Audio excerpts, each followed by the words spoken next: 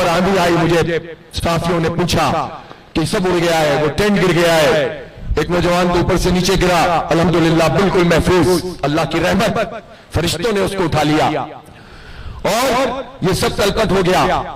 उस वक्त इतने लोग भी नहीं थे।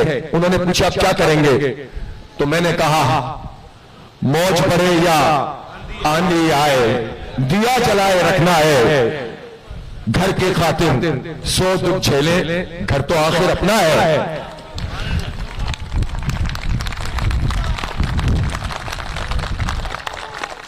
फोरकास्ट है कि आंधी और आएगी, रुकेंगे इंशाअल्लाह ताला। तुम दिए बादे मुखालिफ से न घबराए औकात, ये तो चलती है तुझे ऊंचा उड़ाने के लिए। तो क्या है, मौज बढ़े या आंधी आए, मौज बढ़े या आंधी आए, घर की खातिर सौ दुख झेले, घर की खातिर सौ दुख झेले। ये शहर हमारा घर है और इसकी खातिर हम दुख झेलेंगे।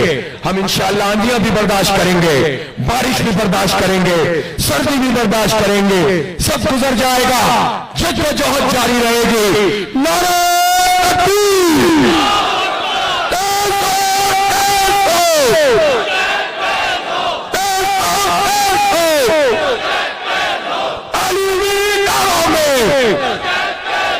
खेतों में, गलियानों में, चौकों में, चौराहों में, मस्जिद की महराबों में, आंधी में, तूफानों में,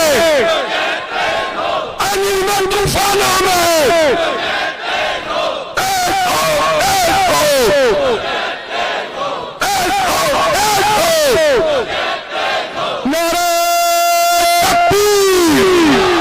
पीपल्स पार्टी के लोगों से, सिंध हुकूमत से हम ये बात कहना चाहते हैं कि तुमने गलत समझा है और यह समझा कि हम सिर्फ सियासी पॉइंट स्कोरिंग दूसरों की तरह करेंगे, आएंगे, बैठेंगे, आपकी बात सुनेंगे, चले जाएंगे, आपकी चंद पेशकशें होंगी, आप खैरात में हमें कुछ अता करना चाहेंगे और हम आपकी वो बख्शिश थोड़ी सी लेकर खुश होकर यहां से चले जाएंगे, तो कान खोलकर सुन लो, तो हक लेकर जाएंगे, खैरात लेकर नहीं जाएंगे।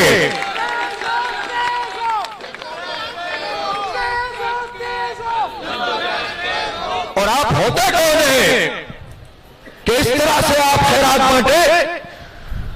आपने हमारे इख्तियारात को छीना है, आपने हमारे हक को छीना है, आपने हमारे खून पसीने की कमाई को छीना है। हम आपसे अपना हक छीन कर जाएंगे इंशाअल्लाह ताला।